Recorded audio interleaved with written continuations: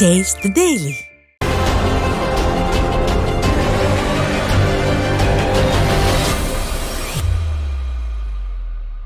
மக்கள் மன்றத்தில் ஸ்டாலினை அம்பலப்படுத்தும் எதிர்க்கட்சி தலைவர், பதற்றத்தில் உளறி அசிங்கப்படும் உதயநிதி, கருணாநிதி பெயரில் வீண் செலவு செய்வது ஏன் என்ற எதிர்க்கட்சி தலைவரின் ஒற்றை கேள்வி ஒட்டுமொத்த கருணாநிதியின் குடும்பத்தையே தூக்கமில்லாமல் தவிக்க வச்சிருக்கு.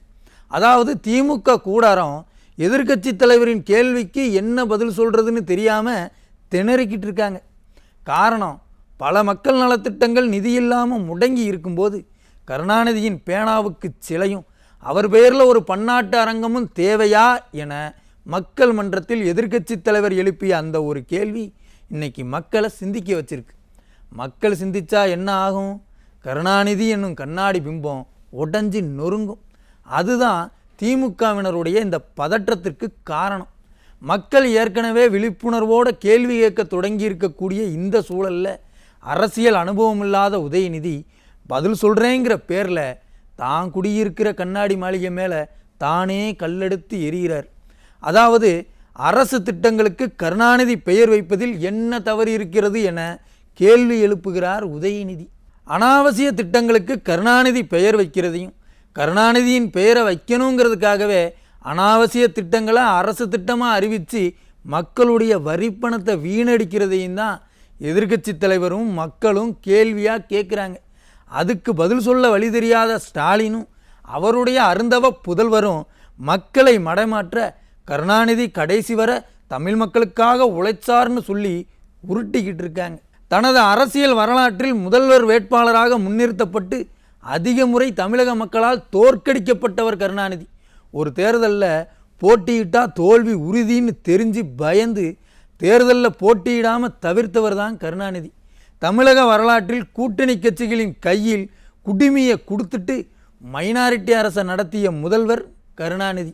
கருணாநிதியின் தேர்தல் தோல்விகளை எடுத்து பார்த்தாலே அவர் தமிழ் சமூகத்துக்கு செஞ்ச நல்ல காரியங்களையும் அதனால் மக்கள் அவர் மீது கொண்டிருந்த கோபத்தையும் உணரலாம். ஈழத்தமிழர் பிரச்சனையில் துரோகம், காவிரி பிரச்சனையில் துரோகம், மீத்தேன் திட்டம் மூலமாக டெல்டா மக்களுக்கு செஞ்சதும் துரோகம், கச்சத்தீவை தார வார்த்து நம்ம மீனவர்களுக்கு செஞ்சதும் துரோகம், நீட் தேர்வு விவகாரத்தோட தொடக்க புள்ளியாக இருந்து மாணவ சமுதாயத்துக்கு செஞ்சதும் துரோகம், இஸ்லாமிய மக்களுக்கு காலமெல்லாம் செஞ்சதெல்லாம் துரோகம். இப்படி துரோகங்கள் பல செய்த கருணாநிதிக்கு தமிழக மக்கள் நன்றி செலுத்த வேண்டுங்கிறாரு உதயநிதி. நாங்கள் ஏன் சார் நன்றி செலுத்தணும்? துண்டுச்சீட்டின் துணை இல்லாமல் பதில் பேசக்கூட தெரியாத உங்கள் தந்தை ஸ்டாலினுக்கு அரசியலில் இடம் பிடிச்சு கொடுத்ததுக்காக உங்கள் தந்தை நன்றி செலுத்தலாம். கழகமே குடும்பம், குடும்பமே கழகம் என்ற நூதன கொள்கையை திமுகவுக்குள்ளே திணிச்சு ஜனநாயக நாட்டில் ஒரு கொத்தடிமை கூட்டத்தை உருவாக்கி உங்களை துணை முதல்வர் பதவி வரைக்கும் வந்து அமர வச்சிருக்காரே, அதுக்காக நீங்கள் நன்றி செலுத்தலாம். கருணாநிதியின் தொடர் துரோகங்களால் இன்று வரை வேதனையில் தவிக்கிற தமிழர்கள் ஏன் நன்றி செலுத்தணும்? அட நான் கேட்கல, மக்கள் கேட்குறாங்க. அறிக்கைங்கிற பேரில் அழுது புலம்புற உதயநிதி அவர்களே, திமுக அரசால் முடக்கப்பட்ட திட்டங்களின் பட்டியலை எதிர்க்கட்சி தலைவர் வெளியிட்டாரே, அதுக்கு உங்களுடைய பதில் என்ன? விழுப்புரத்தில் கடல் நீரை குடிநீராக்கும் திட்டம் என்ன ஆனது? மீன்பிடி துறைமுகம் என்ன ஆனது? தலைவாசல் கால்நடை பூங்காவை திறக்காதது ஏன்?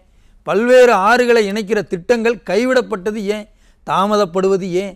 பதில் சொல்ல முடியுமா? பதட்டத்தில் இருக்கிற உங்ககிட்ட இருந்து பதில் வரவே வராது. ஆக மொத்தம் உதயநிதியின் பதற்றம் ஒன்றை நன்றாக தெளிவாக்கி இருக்கிறது. தனக்கு அரசியலில் இடம் பிடித்து கொடுத்த கருணாநிதியின் பெயரில் கண்டபடி செலவு செய்யும் ஸ்டாலின் அரசை மக்கள் தூக்கி எறிய தயாராகிட்டாங்க. எதிர்க்கட்சி தலைவரின் கேள்விகள் மக்கள் மன்றத்தில் நல்ல தாக்கத்தை ஏற்படுத்தியிருக்கு. அதை உணர்ந்து பதில் சொல்ல முடியாமத்தான் உதயநிதி போன்றவர்கள் அழுது புலம்புறாங்க. தமிழர்கள் கொத்து கொத்தாக கொன்று குவிக்கப்பட்டப்ப காலை உணவுக்கும் மதிய உணவுக்கும் இடைப்பட்ட நேரத்தில் உலகமே வியக்கிற மாதிரி ஏர்கூலர் சகிதமாக திமுக நடத்தின உண்ணாவிரத நாடகத்தை மக்கள் மறந்துட்டாங்கன்னு நினச்சி குடும்ப ஆட்சி நடத்திக்கிட்டு இருக்கிற ஸ்டாலின் வகையறாக்களுக்கு கண்ணதாசனுடைய வரிகளை மட்டும்தான் மக்கள் நினைவுபடுத்த விரும்புகிறாங்க. என்ன வரி தெரியுமா? விளம்பரத்தால் உயர்ந்தவர் வாழ்க்கை நிரந்தரமாகாது.